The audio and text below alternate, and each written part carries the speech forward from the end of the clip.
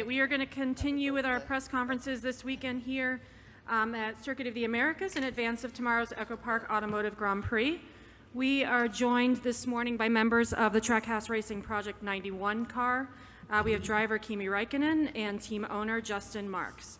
We will go straight to questions from the media. If you have a question, please raise your hand and we'll get a wireless microphone to you. We'll start with Rob. Rob Tiongson from thepodiumfinish.net. I have two questions for Kimi. Kimi, what does racing at COTA mean to you in terms of your experiences in F1 and now in NASCAR? First of all, I'm happy to be back with the team, Project 91, and obviously at the track that I know, obviously a lot different to how it feels. It's the same track, but it feels a lot different in F1 car than in NASCAR. You know, a lot of the corners are more kind of straights in F1 with all the downforce, and yeah, it gets a bit more tricky with the NASCAR car. But no, it's nice to be back, and it's a lovely place here in Texas. So let's hope we can do well, and you know, we try to improve from yesterday today, and then see what we do in the race. For sure. And my last question is, compared to F1, how has this experience been like for you to work with your teammates, Ross and Daniel, in terms of getting their insights? It's different, but obviously in F1 it's a lot of meetings and a lot of other stuff. Here is a bit more relaxed, and you know, you kind of have the meetings, but it's a different way. And obviously I don't have the experience with the cars and all the details. So I you know, we had a yesterday meeting as a group, as a whole team, and you know, it's nice to listen as what they thought about the car and what they should do with the car. And you know, I think sounds like everybody has a similar I don't know, issues. I wouldn't call them issues, but the difficulties with the cars here. The rear seems to be the tricky part and the higher speed. But yeah, it's good to have teammates, and you know, to hear what they're saying and get some advices from them. We're going to go to Bob and then to Holly. Bob Pockers, Fox Sports. For Kimi, do you feel any more comfortable, or just how much more comfortable do you feel now than you did at the Glen? And then for Justin, can you just give us an update on the Project 91 and what it looks like for this year? Obviously, yeah, a little bit. Obviously, it's a different track again, and I haven't driven any race car since the last year. So you know, it takes a while to get used to it again. Even I know the car, so yeah, it's apparently, it's the car has lost some downforce, so it makes a bit more tail happy. But you know, at least I know most of the things how it goes. Is it gonna give any better results? We'll find out. But yeah, I know the track also, that helps. But as I said before, it's a lot different track with a NASCAR car than F1 car, and but yeah, I feel more ready for sure on that side, that I know all the kind of how the race goes and how everything else goes. So don't need to wonder those things. Yeah, I'm really happy with where Project 91 is right now. I mean, you know, it's, you know, it's resonating with people. So we've got some great sponsors on the car this weekend, and you know, we're gonna definitely race this car multiple times this year. We're not ready to make any of those announcements yet, but I mean, people are taking notice. We've got some great sponsorship coming our way, so it'll be an exciting program that we'll be able to announce pretty soon. Kimi, Holly Kane with the NASCAR Wire Service.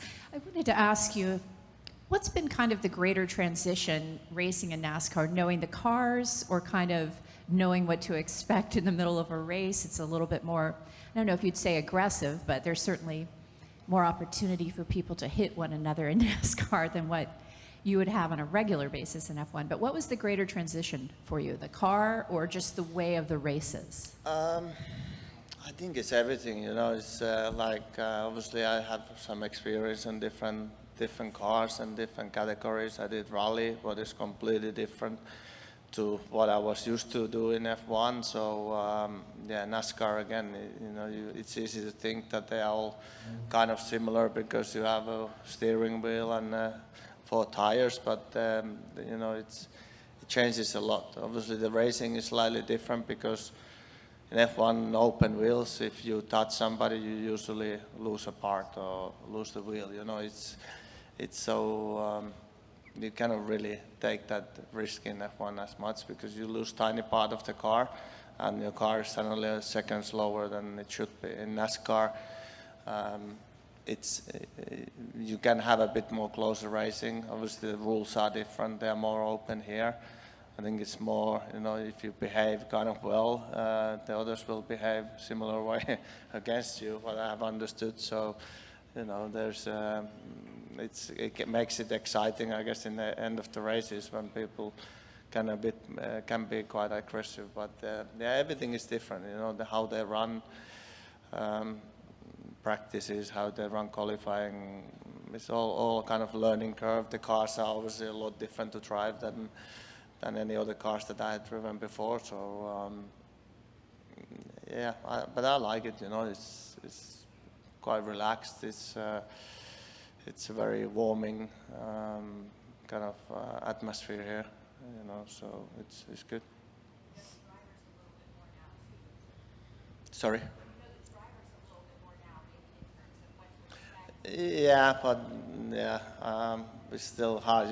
There's a lot of cars, so it's hard to know who's who exactly. But no, I had a good experience in the last one last year. But obviously, it didn't end up like we wished. But when you have 40 odd cars, things can go wrong. So. I'm going to go over to the left to Jeff. Kimi, a F1 question for you. Do you think that Checo can hang with Max and give him a run for the championship this year? Honestly, I don't know. I saw some little part in the end of the race last, whenever it was, Sunday. Obviously anything can happen, but yeah, what I've seen so far, Red Bull seems to be the one. It's hard for them to lose the championship. Let's put it this way. And if, let's see. I guess it would be good to have them close at least, and not one, because I think as a team they will be quite strong against anybody else. Do you have any special memories from your last victory here? Yeah, for sure I have. It's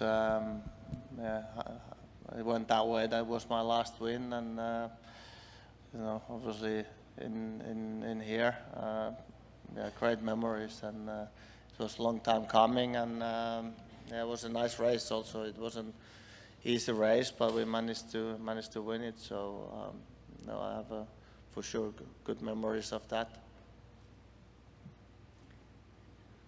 Go here in the middle.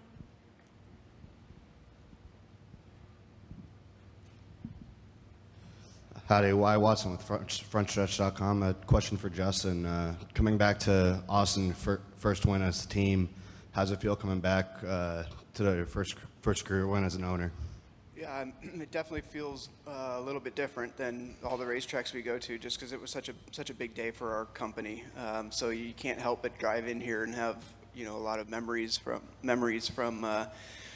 that great day. And so I mean, in that respect, Circuit of the Americas will always be something very special to our company. But this weekend, it's about trying to defend it, making sure that we've, everybody knows these cars a lot more now than they did this time last year, and the competition's, I think, tougher than it was last year. And we've got, three great drivers and great opportunities to have a good result on Sunday, so that's what we're focused on. But I would say that, Circuit of the Americas is always certainly going to be a place that holds special meaning for our company, obviously. Go ahead, Justin. Justin Schuler, Kicking the Tires. Justin, we've kind of seen this revival of ringers coming back. You guys kind of started this, I guess, with the Project 91, but obviously today's field just diverse talent pool. So I guess from an owner standpoint, do you foresee a potential of a ringer possibly competing for a win again, just like we saw in the 90s, early 2000s kind of thing? Yeah, I certainly think it's possible. I mean, I think because this type of racing is so unique, the car is so different, just the competition, the way the races are, pit road strategy, all that stuff is very unique, that it's probably going to be difficult for anybody to come in and be able to do it their first try. But I think that, you know, if a program is built around a driver where they get you know, multiple opportunities and they can learn that, like Kimi will be a lot stronger in this race than he was in Watkins Glen, just because he's done it once before and he knows what to expect, and he'll be better. And I think, you know, if you get this talent in here and they can learn how to like manage these races, and these races are really hard to win for someone that does it every single week for years. So so I would say, I mean, the talent is there. It's just once the experience matches up with it, I certainly think that's a potential. Go over here to the right. Stu Myrick from the Horn 104.9 FM in Austin. Kimi, you've been at this track a number of times, of course, one here in 2018. What's your favorite part about this track, and what's the biggest, I guess, obstacle, you know, that maybe you didn't see in F1, but now you see it in stock car? I think generally the track is nice because it's at least in F1, and I'm sure in NASCAR it creates a good racing. You know, there's places you can overtake, and especially in F1, you don't get a lot of circuits that you can have a good race, that the people can actually overtake without the DRS, and just you know, like it feels more like a normal older style F1 racing. So that's somehow the track layout works for F1 quite well. And as I said before, in F1, the S's are, yes, they are not flat. Some of the first parts are almost flat. The 17, 18, those are pretty easy flat for those cars. So a lot of the corners that are very tricky, probably the most tricky for NASCAR. They are not really corners for F1 cars because the downforce. So that it makes a huge difference on the track, and you know, all the bumps that the track has. In F1 you get away with a lot because the downforce again helps and you don't really feel it. But NASCAR cars, the effect is quite big, so definitely makes it much more tricky track to drive and to get the car somewhat working as you wish. And so yeah, it's a completely different track in many ways. Even it sounds stupid because it's the same track, but yeah, the car makes it a lot different. Is this live on NASCAR.com right now? Mm-hmm. Yeah. My wife just texted me and told me to get off my phone. So she's watching from somewhere, making sure she's not in the room. We're going to go to Chris on the left. Chris Knight, GetSense.com. Justin, since Trackhouse's inception in 2021, is your vision going according to plan, and what's left on the table? Yeah, like all in all.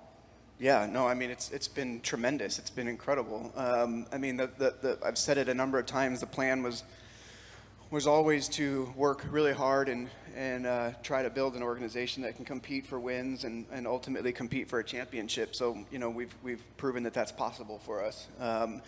You know, as we had such an incredible year in 2022, the challenge shifts a little bit to, you know, really focusing on the things we have to focus on to make sure that that's repeatable and that we can do that every year, and that we're continuing to learn these cars at the rate that all the other teams are learning, and adapt to, you know, any kind of changes in the sport that are coming. That's really what we need to focus on. But I mean, there's a lot of people over here on this side of the room that has had a really big role in you know, Trackhouse being a thing and being a contender on the racetrack. So we've got a lot of great partners. You know, our support from Chevrolet has really allowed us access to tools and knowledge that we need to be successful. And we've got great race car drivers and great pit crews and great people at Trackhouse. So, so yeah, I mean, you know, we're doing exactly what we thought was possible, and it's just been a lot of fun. So yeah, it's been awesome. A few more surprises. I always have surprises. We're always working on fun stuff. And we'll finish up with a follow-up from Holly. Kimi, did you expect that you would come back to a NASCAR race in Texas to race against Jenson Button again? Could you just talk about, kind of how cool it is, the field this weekend? No, I didn't. But then, I'm not probably expected to even if I come back or not. It's all depends on so many things. Obviously, I'm grateful for the team that we can have another go again. And but then a lot of things, the family like to come. They really enjoyed last year, and it's a nice trip for all of us. And but then there's a lot of different moving parts that needs to fit, that the timing goes right, and this seem to be the right one. Yeah, a lot of good drivers. Obviously, the guys that are doing it all the time, they're really fast on any, not just ovals, on road courses. They're good, and I never even thought even before that they wouldn't be. They're professional guys and they know how to drive these cars, and it doesn't matter if it's a road course or oval, they will always be fast. So it's hard to challenge them, but we try again our best and see what we get. So whoever it was, we will try to do the best against them. All right, Kimi and Justin, thanks for joining us. Good luck this weekend here at COTA. Thank you.